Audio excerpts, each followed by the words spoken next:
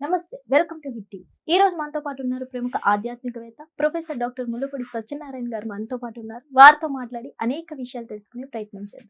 నమస్తే గురు. నమస్కారం అమ్మా చాందిని. బాగున్నారా గురు? బాగున్నానమ్మా. గురుగారు 2026 న్యూ ఇయర్ వస్తుంది. మరి ఈ ఇయర్ లో ఎవరెవరికి ఎలా ఉండబోతుంది అంటారు? ఏ ఏ రాశుల వారికి ఎలా ఉండబోతుంది అంటారు? ముందుగా మనం ఈ 2026 కి మన ప్రేక్షకులకి, మన ఫాలోవర్స్ కి అందరికీ కూడా మనము నూతన సంవత్సర శుభాకాంక్షలు చెప్దాం. అలాగే ఈ సంవత్సరం అంతా కూడా మనకి శని వక్రించి మేన రాశిలో ఉంటాడు. ఫిబ్రవరి 13వ తేదీ 2026లో మేష రాశిలోకి వస్తాడు. మళ్ళీ ఆ తర్వాత జూలైలో మళ్ళీ వెనక్కి మేన రాశిలోకి వెళ్ళడం, మళ్ళీ అక్టోబర్లో రావడం, ఇలా ఉంటుందన్నమాట శని ట్రాన్సిట్. ఇక గురుడు వచ్చేసరికి మిథున రాశి నుంచి 2 జూన్ 2026 సంవత్సరం తర్వాత కర్కాటక రాశిలోకి వస్తాడు. నవంబర్ 25వ తేదీ తర్వాత రాహువు కుంభరాశిలో ఉన్నటువంటి రాహువు మకరంలోకి, సింహరాశిలో ఉన్నటువంటి రాహువు కర్కాటక రాశిలోకి జరుగుతాయి. ప్రధాన గ్రహాలు ఇవి. అలాగే ఇతర ప్లానెట్స్ని మనం ఆధారంగా చేసుకొని మనం చూసినప్పుడు మేషరాశి వారికి ఏలినాటి శని జరుగుతుంది. ఈ ఏలినాటి శని వల్ల కొన్ని ఇబ్బందులు ఉన్నా కూడా మేషరాశి వాడికి బాగుందని మనం చెప్పాలి. అలాగే వృషభ రాశి వారికి ఫిబ్రవరి తర్వాత ఏలినాటి శని తగులుతుంది, కానీ ఫిబ్రవరి వారికి కూడా ఖర్చులు అధికంగా ఉన్నప్పటికీ కూడా వీళ్ళ రాశి కూడా బాగుంది అని చెప్పాలి. అలాగే మిథున రాశిని మనం తీసుకున్నప్పుడు ఈ మిథున రాశి వారికి ఇప్పుడు ప్రస్తుతం బాగుండలేదు. జూన్ 2, 2026 సంవత్సరం వరకు ఆ దాటిన తర్వాత గురు బలము అనేటటువంటిది బాగా పెరుగుతుంది, కాబట్టి అప్పటి నుంచి బాగుంటుంది, మీడియంగా ఉంది అని చెప్పాలి. కర్కాటక రాశికి అష్టమ రాహు ఉన్నాడు. ఆ తర్వాత ఆయన సప్తమంలోకి నవంబర్ 25 దాటిన తర్వాత వస్తాడు, కాబట్టి కర్కాటక రాశి వారికి గురువు జన్మంలో ఉన్నాడు కాబట్టి పెద్దగా బాగాలేదు అని చెప్పాలి. అలాగే సింహరాశి దగ్గరికి వచ్చేసరికి సప్తమంలో ఉన్నటువంటి రాహువు షష్ఠ స్థితిగతులు అవుతాడు నవంబర్ 25 దాటిన తర్వాత. అండ్ అష్టమ స్థానంలో ఉన్నటువంటి రవి మళ్ళీ ఈ యొక్క శని భాగ్యంలోకి ఫిబ్రవరి 13 తర్వాత వస్తాడు, కాబట్టి 2026 సంవత్సరంలో సింహరాశి బాగుందని చెప్పాలి. ఇక కన్యా రాశి వారికి ఎక్స్ట్రాడినరీగా ఉంది. తులారాశి వారి దగ్గరికి వచ్చేసరికి గురువు భాగ్య నుంచి కేంద్ర స్థానంలోకి వచ్చి రాజ్యస్థానంలోకి వచ్చినటువంటి ఈ యొక్క గురుడు మంచి ఫలితాలను ఇస్తాడు. ఇక వృశ్చిక రాశి వారి దగ్గరికి వచ్చేసరికి అర్ధాష్టమ రాహు బాగుపడతాడు నవంబర్ 25, 2026 సంవత్సరం తర్వాత. శని మాత్రం అలాగే ఉంటాడు, కాబట్టి బాగాలేదని చెప్పాలి. అష్టమ గురుడు ఉంటాడు. 2 జూన్ 2026 సంవత్సరం తర్వాత భాగ్యంలోకి వస్తాడు. ఇకపోతే మనకి ఈ యొక్క ధనుస్సు రాశి ఇప్పుడు ప్రజెంట్ బాగాలేదు. సప్తమ స్థితిగతుడైనటువంటి గురుగ్రహం ఇంకా బలం పొందాలి, యావరేజ్గా ఉంది అని మనం చెప్పాలి. మకర రాశి దగ్గరకు వచ్చేసరికి బాగుంది. భర్తలకు కావాల్సినటువంటి ట్రాన్స్ఫర్లు, వీళ్ళకి కావాల్సిన ట్రాన్స్ఫర్లు, కోరుకున్న చోటుకు ఉద్యోగాలు ఇవి బాగున్నాయి. కుంభరాశి ఏలినాటి శని జరుగుతుంది. జూన్ 2, 2025 సంవత్సరం దాకా బాగుంటుంది. ఆ తర్వాత నుంచి షష్ఠ స్థితిగతులు అవుతున్నాడు, కాబట్టి మీకు గురుగ్రహం ఈ యొక్క కుంభరాశికి మీడియంగా ఉంది అని చెప్పాలి. మీనరాశికి బాగుంటుంది. ఏలినాటి శని జరుగుతున్నా సరే 2 జూన్ 2026 సంవత్సరం నుంచి బ్రహ్మాండంగా ఉంది, పంచమ స్థితిగతులు అవుతున్నాడు అని చెప్పాలి. గురుగారు, ఈ 2026 సంవత్సరంలో కర్కాటక రాశి వారికి ఎలా ఉండబోతుంది అంటారు? వసుదేవసుతం దేవం కంసచాణూరమర్దనం దేవకీ పరమానందం కృష్ణం వందే జగద్గురుం. అంత బాగుంటుందమ్మా. అంటే కృష్ణుడి జాతకం ఎంత బాగుందో అంత బాగుంటుంది. కాకపోతే ప్రతి పని రెండోసారి చేసుకోవాల్సి వస్తుంది కర్కాటక రాశి వాళ్ళకి. అష్టమ రాహు అక్టోబర్ వరకు ఏ పని చేయనివ్వడు. ఒకవేళ చేసినా ఏ మెంటల్ టెన్షన్ రప్పించేస్తా ఉంటాడు. తర్వాత సంవత్సరం అయిపోద్ది. అష్టమ రాహు మరి ఆయన కదలడుగా. అయితే పనులు అవుతా ఉంటాయి కానీ టెన్షన్ ఉంటుంది. ఇకపోతే జన్మంలోకి గురుడు వచ్చేస్తాడు. జన్మంలోకి 2 జూన్ వరకునేమో పోలీస్ కేసులు, కోర్టు కేసులతో సతమతం అవుతూ ఉంటారు వీళ్ళు. తర్వాత ఏదో ఒక అంటే ఫ్రెండ్కి అప్పు ఇప్పించడానికి సంతకం పెడేస్తారు. వాళ్ళు సుప్రీంకోర్టు ఒప్పుకోవట్లేదు, నువ్వే కట్టంటుంది. ఆ రకంగా జూన్ వరకు. ఆ తర్వాత ఏమో ఈ యొక్క జన్మరాశిలోకి వచ్చేసింది. జన్మరాశిలోకి వచ్చేయడం వల్ల ఏమవుతుందంటే మనకి ఇది డయాబెటీస్ లాగా స్వీట్లు ఎక్కువ తినేసేసి డయాబెటీస్ రావడానికి అవకాశాలు ఉంటాయి. అలాగే ప్రతి పని కూడా నిజాయితీగా వెళ్ళడం ఇలా చేస్తారు. దాంతో ఎవరు ఈ కాలంలో ఎవరు ఊరుకుంటారు? కాబట్టి కర్కాటక రాశి వాళ్ళకి అందరికీ కూడా విద్యార్థులు వెళ్ళారనుకో పరీక్షల్లో, పరీక్షల్లో వెళితే పక్కనోడు చూపించు అంటాడు. సరిగ్గా వీళ్ళు ఎప్పుడూ చూపించారు పాపం. ఇలా బుర్ర తిరిగి ఇలా చెప్పే లోపల నువ్వు చెప్తున్నావా అని చెప్పేసి పట్టుకుంటారు ఇన్విజిలేటర్లు. ఇలా ఇరుక్కుపోతా ఉంటారు ఈ సంవత్సరం అంతా. ఇకపోతే ఆదాయాల దగ్గరికి వచ్చేసరికి ఆదాయాలు బ్రహ్మాండంగా పెరుగుతాయి వీళ్ళకి. జీతబత్యాలు బాగా పెరుగుతాయి. నెక్స్ట్ ఏమో వీళ్ళకి ఖర్చులు కూడా చాలా అధికమైనటువంటి ఖర్చులు. చుట్టూ ఫ్రెండ్స్ ఉంటారు కదా, పారాసైట్స్. వాళ్ళు ఫ్రెండ్స్ ఉన్న చోట పార్టీ అంటారు, దావత్ అంటారు. ఇంకా అలాగా ఖర్చు అయిపోతుంది. ఇక ఈ కర్కాటక రాశి వాళ్ళకి భార్యాభర్తల మధ్య కొట్లాట్లు జరుగుతున్నాయి, ఫైటింగ్స్ చాలా మందికి. ఆ ఫైటింగ్స్ వల్ల కోర్టులో కేసులు వేసుకున్నారు చాలా మంది. ఆ కోర్టులు కేసులు ఇంకా కూడా ముందుకు వెళ్ళం.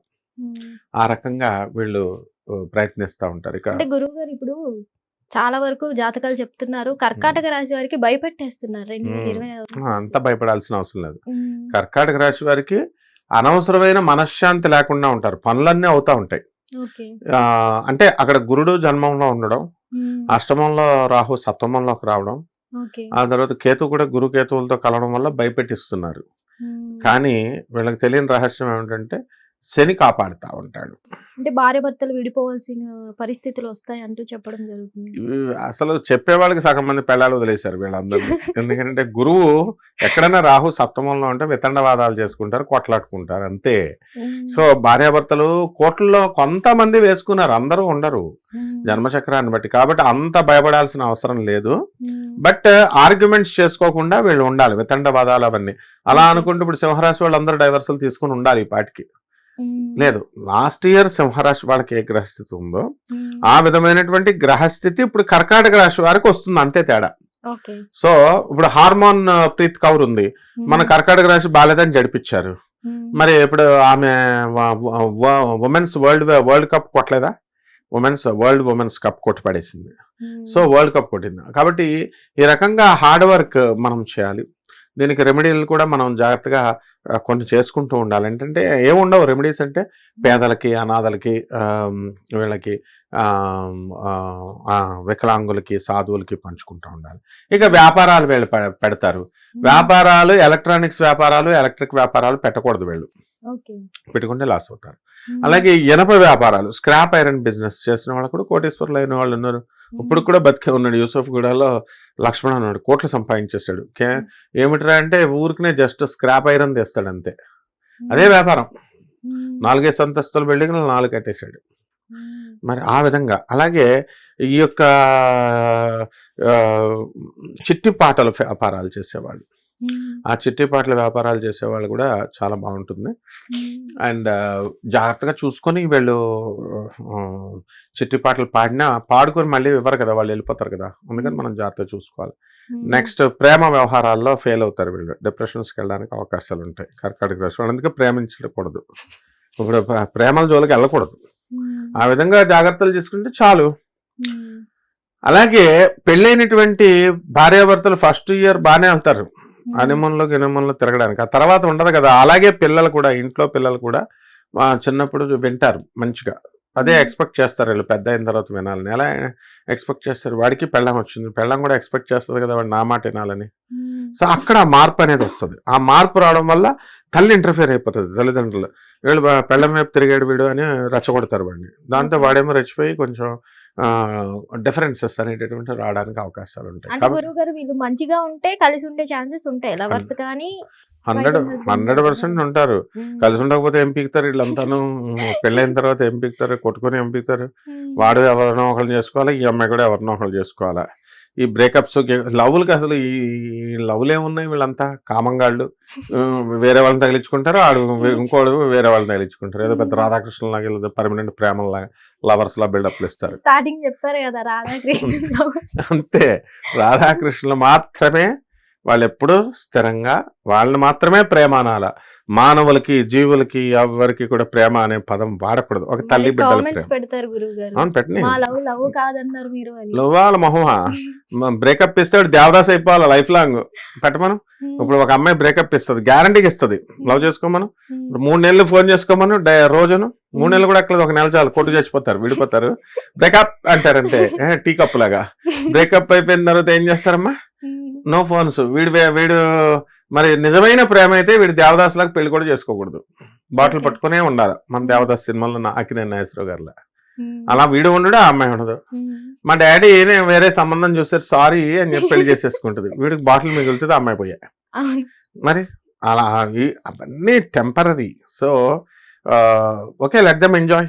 ఎలా ఉంటుందంటే వీటి వల్ల ఏమీ లేదు అని తెలుసుకుంటారు. ఫారెన్ వాళ్ళంతా వీళ్ళకంటే రెచ్చిపోయారు. వాళ్ళు తెగ తిరిగేసి తెగ తాగేసి వచ్చేసి అంతా గుండె గీయించేసుకొని ఇప్పుడు ఇస్కాన్లోను మన ఆశ్రమం ఆనంద మార్గ ఆశ్రమంలోకి వచ్చి భజనలు చేస్తూ ఉంటారు అనమాట. సో స్పిరిచువాలిటీ, అబ్బా ఎంత గొప్ప భక్తులు అని మనం అనుకుంటాం. అక్కడ గుండె గీసేస్తే ఇక్కడ బుద్ధి వచ్చి ఇక్కడికి వచ్చారనమాట. ఎంత చెప్పినా బుద్ధి రాదు, ఎట్టి పరిస్థితుల్లో రాదు. ఇంకా దిగుతూనే ఉంటారు ప్రేమ. బ్రేకప్ 1, బ్రేకప్ 2, సీరియల్ లాగా అఖండ 1, అఖండ 2 లాగా అట్లాగంటాయి అనమాట. సో ఈ రాశి వారు కొన్ని పరిహారాలు చేసుకుంటే కొంచెం వీటి నుంచి బయట తప్పించుకోవచ్చు. కొంచెం వీళ్ళకి ఎలాంటి పరిహారాలు చేస్తే బాగుంటుందో చెప్పండి. రావి చెట్టు, అశ్వత్థ వృక్షం, దాన్ని పరమ పవిత్రంగా పూజ చేసుకోవాలా. మేడి చెట్టును పూజ చేసుకోవాలా. గులాబీ చెట్టు చుట్టూ తిరుగుతున్నారు, అది గులాబీ చెట్టు చుట్టూ తిరుగుతున్నారు వీళ్ళు. అందువలన ఆ యొక్క చెట్టు చక్కగా పూజ చేసుకుంటూ వాళ్ళు పారాయణ చేసుకుంటూ గురు చరిత్ర పారాయణ చేసుకుంటూ ఆ భ్రమల నుంచి బయటకు వస్తారు వీళ్ళు. భ్రమల్లో బతుకుతారనమాట. అష్టమరాహు అంటే భ్రమంలో ఉంచుతాడు, పిచ్చెక్కిస్తాడు ఈ విధంగా. సో అలా వచ్చి జాగ్రత్తగా వీళ్ళు ఉంటారు. అలాగే రాహు జపం చేసుకోవాలి, రాహు స్తోత్రాలు చదువుకోవాలి. రాహు కిలోం పావు మినుముల్ని, ఆవుపేట రంగు ఉన్నటువంటి వస్త్రాల నుంచి పేద బ్రాహ్మణులకి శనివారం నాడు ఉదయం 8 గంటలకు దానం చేసుకుంటే సరిపోతుందమ్మా. బ్రహ్మాండంగా ఉంటుంది. ధన్యవాదాలు. ధన్యవాదాలమ్మా.